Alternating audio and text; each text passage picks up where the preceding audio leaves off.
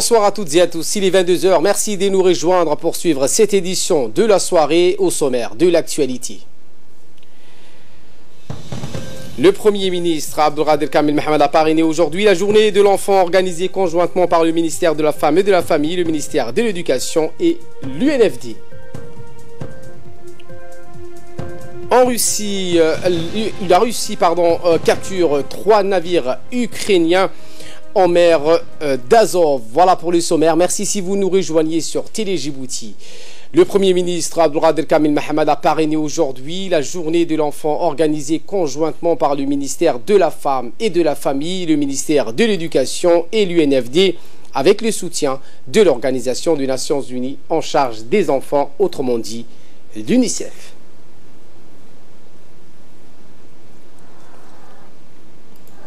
Cette célébration de la journée internationale de l'enfant s'est déroulée au Palais du Peuple. Elle avait pour slogan « Protéger un enfant, c'est protéger une nation ». Outre les officiels, les représentants de nombreuses institutions ont participé à cet événement qui a été marqué par des moments de forte émotion. Les hauts responsables ont rappelé avec lucidité qu'un grand chemin reste à parcourir pour répondre à tous les besoins des enfants djiboutiens et assurer leur plein épanouissement. Étaient inscrits au programme de cette journée des chansons et danses modernes, des poèmes présentés dans les langues nationales et en français, une pièce de théâtre jouée par la troupe Iskofilane de Madame Marianne.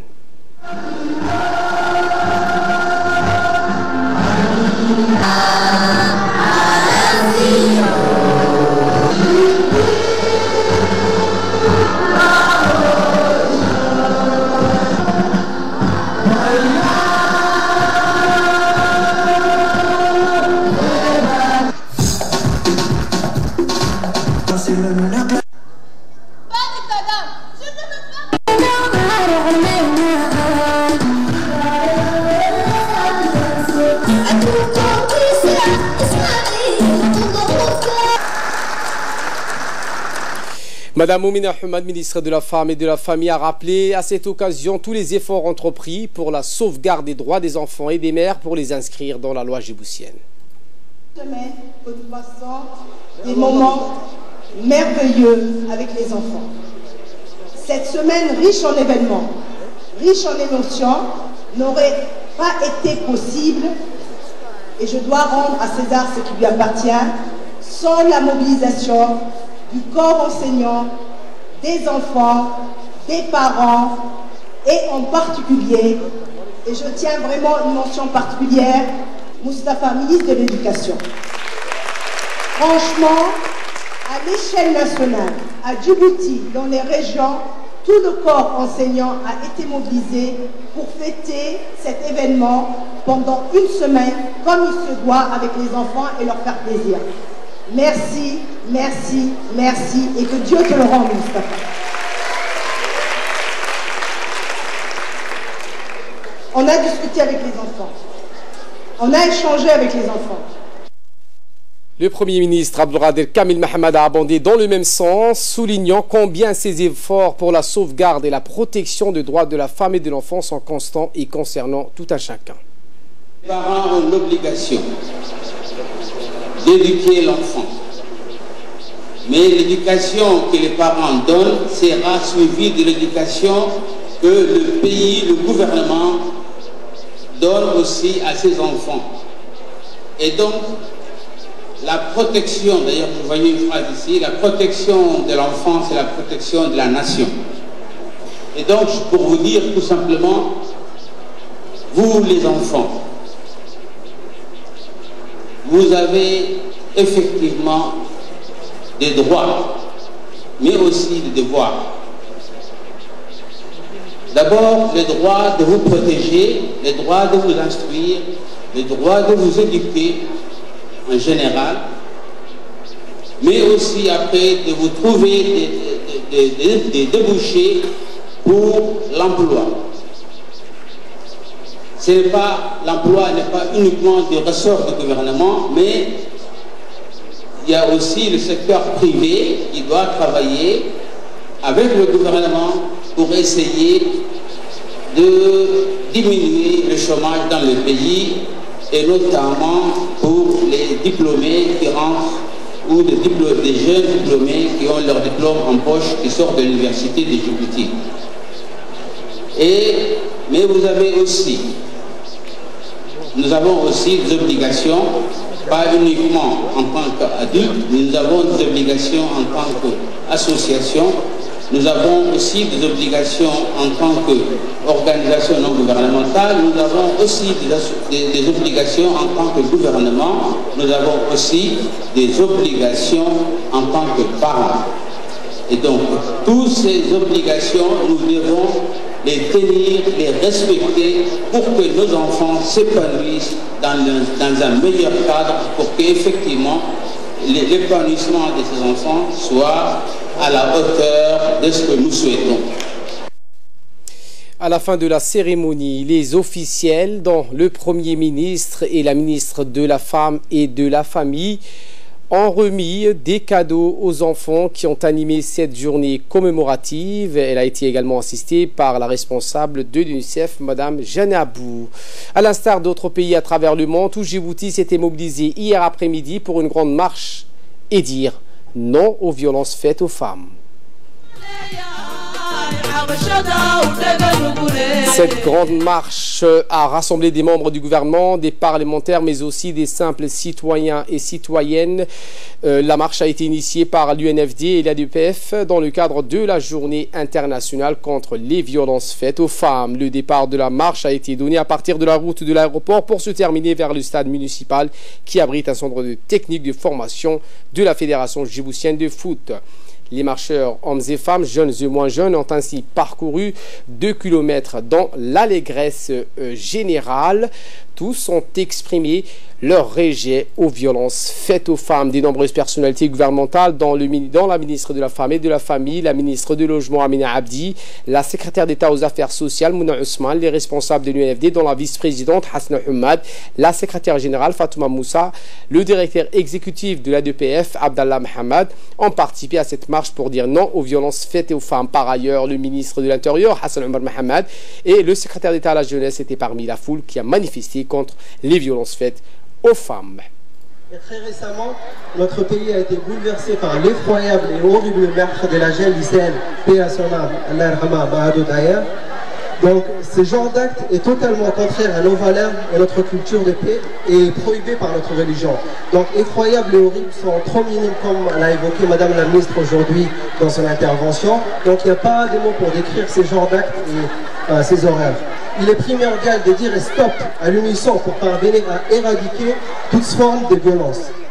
Madame Hasna Hamad Bilil, vice-présidente de l'UNFD, a remercié tous les participantes et participants à cette grande marche organisée par l'UNFD et la DPF pour dire non aux violences faites aux femmes. Elle a rappelé à cette occasion les nombreuses initiatives prises par l'UNFD pour promouvoir le droit des femmes dans notre pays, avec le soutien des associations féminines pour notamment la lutte contre les MGF, les mutilations génitales féminines. Dans son mot prononcé en arabe à l'occasion de cette marche, la ministre de la Femme et de la Famille a remercié également l'ensemble des personnes qui ont travaillé pour organiser cette grande marche pour lutter contre les violences faites aux femmes et ainsi adresser ses vifs remerciements à toutes les personnes qui se sont mobilisées aujourd'hui pour participer à cette marche qui a vu la mobilisation de tous les Djiboutiens, et ce pour dire non aux violences faites aux femmes. Fin de citation. Les parlementaires s'associent également à la cause féminine en collaboration avec l'Union interparlementaire. Un atelier de renforcement des capacités des parlementaires dans leurs actions pour l'égalité femmes-hommes a été organisé ce matin à l'Assemblée nationale. Cet atelier qui a vu la participation des femmes parlementaires et des femmes fonctionnaires de diverses institutions. Une occasion pour les participants d'échanger leur point de vue par rapport à la participation des femmes dans la prise des décisions se rapportant aux affaires nationales. L'objectif étant de renforcer les connaissances des élus et de l'administration parlementaire sur les enjeux de l'égalité femmes-hommes. Et y compris locale, puisque vous l'avez évoqué aussi, vous avez eu une législation récente importante qui a permis de faire progresser la participation Dans son discours d'ouverture, le président de l'Assemblée nationale, Mohamed Ali Hamad, a affirmé que l'importance de cet atelier n'est pas à démontrer. En effet, pour le chef de l'Assemblée nationale, l'adoption de la loi sur les quotas et l'élection des nouvelles femmes parlementaires a créé une dynamique positive favorable à la promotion de l'égalité femmes-hommes. En juillet 2017, nous avons fait appel à l'IUP pour développer un plan d'action visant à renforcer les capacités du Parlement en matière de promotion de l'égalité des chances entre hommes et femmes. L'Union interparlementaire nous a dépêché 2 missions pour accompagner l'auto-évaluation que nous avons engagée pour évaluer la sensibilité du genre, la sensibilité au genre. Cet atelier s'inscrit dans cette démarche et permettra d'intégrer les enjeux liés au genre de manière transversale au sein du plan stratégique. Honorables parlementaires, l'adoption de la loi sur les quotas et l'élection de nouvelles femmes parlementaires a créé une dynamique positive favorable à la promotion de l'égalité femmes-hommes dans notre pays. Cela va dans le sens de la forte volonté de renforcer les compétences et l'action de l'ensemble des parlementaires sur les enjeux d'égalité femmes-hommes. À cet effet, nous sommes déterminés à mettre en place au sein de notre hémicycle un caucus pour l'égalité entre les femmes et les hommes. Aussi, nous avons voulu renforcer les compétences de nos nouvelles consoeurs parlementaires afin qu'elles puissent exercer pleinement leurs responsabilités et leur engagement politique. Cette rencontre sera pour nous l'occasion de renforcer les connaissances des élus et du personnel parlementaire sur les enjeux de l'égalité femmes-hommes. Ce sera aussi le moment de mener des échanges et de partager sur les expériences des mises en place d'une commission parlementaire pour la promotion de l'égalité femmes-hommes. Je suis persuadé que nos consoeurs femmes parlementaires nouvellement élues pourront développer leurs capacités en termes de leadership. À l'Institut diplomatique, l'Agence nationale pour les personnes handicapées et en étroite collaboration avec le ministère des Affaires étrangères a organisé ce matin un atelier pour la préparation du plan d'action national en faveur de personnes à besoins spécifiques pour la période 2019-2023. Ce document en préparation doit aider à l'insertion professionnelle des personnes handicapées conformément à la volonté du gouvernement qui veut favoriser une société inclusive. La loi relative à la création d'une agence nationale pour les personnes handicapées se trouve au centre des travaux. Cet atelier avait eu la participation du ministre des Affaires étrangères, Mahmoud Ali Youssouf, et le directeur de l'Agence nationale des personnes handicapées, Douali Saïd Mahmoud, le ministre de la Communication chargé des postes et des télécommunications, Abdi Youssouf Sougué, la secrétaire d'État aux Affaires sociales, Mouna Ousmane Adan, la représentante de l'UNDP, Mme Barbara Monzi, le représentant de l'OMS à Djibouti et de nombreuses autres personnalités ont été conviés à cette réunion. Écoutons les propos tenus à cette occasion par la secrétaire d'État aux Affaires sociales, Mouna Ousmane Adan. Le secrétariat d'État aux Affaires sociales a, jusqu'à la mise en place de l'agence, travaillé de façon étroite avec les personnes handicapées, quelle que soit leur forme, que ce soit en forme d'association ou en forme de personnes individuelles. La question de l'handicap était au cœur et toujours est au cœur de la politique de lutte contre la pauvreté, parce que le handicap est considéré comme une première cause de pauvreté et l'ensemble des interventions qui sont menées par le département convergent vers cet objectif. Il est important de signaler qu'en 2017, la loi sur la protection et promotion des personnes handicapées a été promulguée, qui, elle, définit de façon objective quels seraient les droits et les possibilités qu'on doit offrir aux personnes handicapées. Ensuite, a été réalisé, comme mon collègue...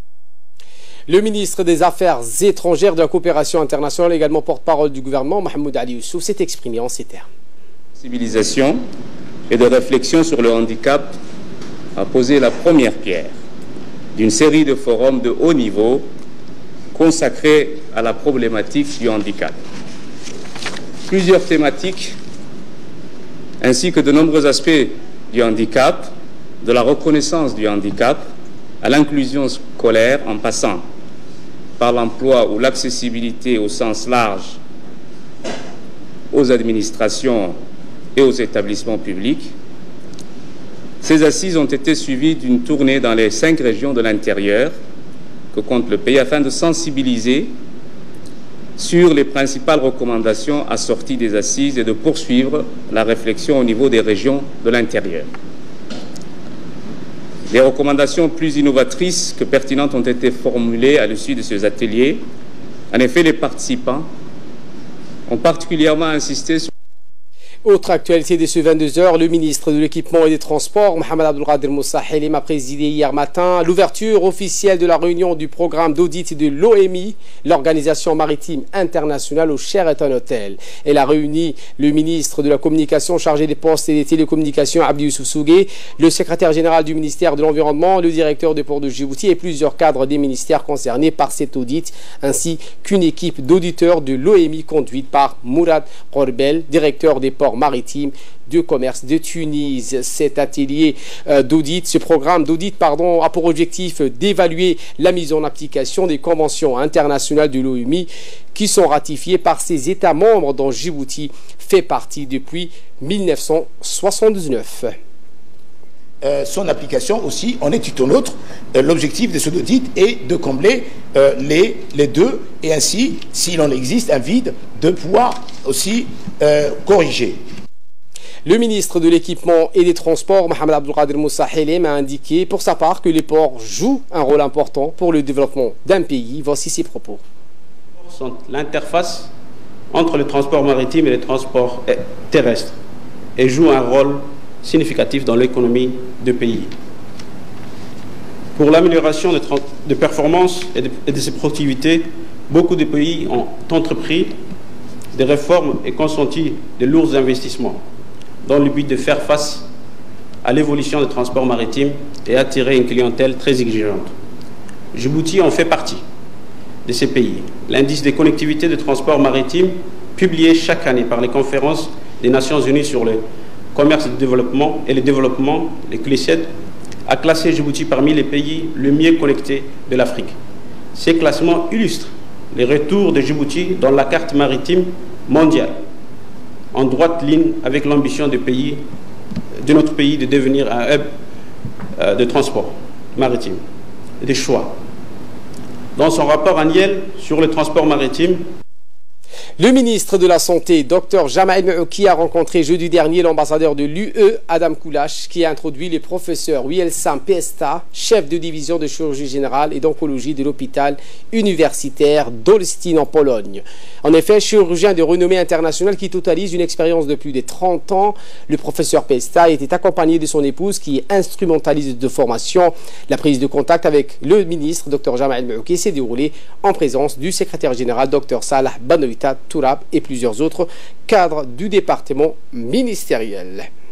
Le plus grand rassemblement des acteurs de la décentralisation réuni à Marrakech au Maroc pour le 8e sommet Africity, organisé du 20 au 24 sous le thème de transition vers des villes et des territoires durables. Le rôle des collectivités territoriales d'Afrique a clôturé ses travaux le 24 novembre. Placé sous le haut patronage de Sa Majesté le roi Mohammed VI, il a réuni plus de 7000 participants dont des acteurs de la vie locale du continent et partenaires issus des autres régions et des ministres en charge de la décentralisation. Représentant quelques 16 500 collectivités locales, rien qu'en Afrique, les participants à ce rendez-vous panafricain d'envergure ont eu à animer des conférences thématiques, des tables rondes et ateliers techniques. Départ de l'équipe de foot Solar 7 à Nairobi. La République du Djibouti va participer au championnat d'Afrique des clubs. C'est ainsi que l'équipe djiboutienne Arta Solar 7 s'est envolée en direction de Nairobi où elle va participer au championnat d'Afrique des clubs. Les 22 joueurs et l'encadrement de l'équipe de foot Arta Solar 7 a quitté samedi soir. Elle va affronter le club Kariobangi Sharks demain pour le match aller du championnat d'Afrique de clubs et le match retour va se jouer à Djibouti au stade Goulet le 5 décembre prochain. Kenyan. Comme tout match international, je sais que ça va être un match très disputé. Voilà, l'avantage pour eux, c'est qu'ils jouent chez eux, il y a leur public, il y a leur terrain, Il y a, en plus du terrain, il y a le problème d'altitude. Bon, maintenant, nous, ce qui est sûr et certain, c'est qu'on ne voyage pas en qualité de touriste, on s'en va pour se battre, pour essayer d'avoir un résultat positif. Donc, ce sera ça le message d'ordre un peu qu'on a fait passer à tous les enfants, pour que l'on puisse faire le maximum afin de pouvoir chercher à trouver un résultat positif, pour que l'on puisse entreprendre un match ici pour de qualification ici. J'espère, Inch'Allah, que Allah nous donne la force, la sagesse, l'énergie nécessaire pour accomplir ce match avec le maximum de réussite, Inch'Allah. De là, nous pensons aux nouvelles à travers le monde. Ouganda, plus de 1000 travailleurs sanitaires à haut risque vaccinés contre le virus Ebola. Plus de 1000 travailleurs sanitaires parmi les plus exposés ont été vaccinés contre le virus Ebola dans les zones à haut risque en Ouganda. C'est ce qu'a déclaré l'Organisation mondiale de la santé. Au total, 1175 travailleurs sanitaires de première ligne ont été vaccinés dans 3 des 5 districts frontaliers situés à l'ouest de la République démocratique du Congo, où une épidémie de la maladie s'est déclarée. L'Ouganda a commencé à vacciner ses personnels sanitaires de première ligne le 7 novembre avec le soutien de l'OMS, avec des taux de mortalité élevés allant de 50% à 89%. Le virus Ebola hautement contagieux peut provoquer divers symptômes, fièvre, vomissements, diarrhée, douleur ou malaise généralisé et dans de nombreux cas des hémorragies internes et externes. Je vous le disais en titre, la Russie capture 3 navires ukrainiens en mer d'Azov. Une réunion d'urgence du Conseil de sécurité de l'ONU a été dépêchée après cette capture de 3 navires ukrainiens par la Russie dans le détroit stratégique de Kerch. Kiev pourrait introduire la loi martiale pour 60 jours uniquement pour la défense du pays. C'est ce qu'a précisé le président Poroshenko. La tension est telle que le Conseil de sécurité de l'ONU tiendra aujourd'hui une réunion d'urgence, selon des diplomates qui ont précisé qu'elle avait été réclamée par les 2 pays. Lors de la réunion du Conseil de sécurité, le président Poroshenko a dénoncé un acte de fou de la Russie contre l'Ukraine, assurant que l'attaque était préméditée. La loi martiale ne signifie pas une déclaration de guerre à la Russie, elle sera introduite uniquement pour la défense, a-t-il assuré. Le porte-parole de la diplomatie russe, Maria Zakharova, a dénoncé de son côté les méthodes de bandits de grand chemin de l'Ukraine. Fin de citation. Voilà pour l'essentiel de ce 22h. Merci à vous de nous avoir suivis et très bon suivi des programmes sur Télé Djibouti.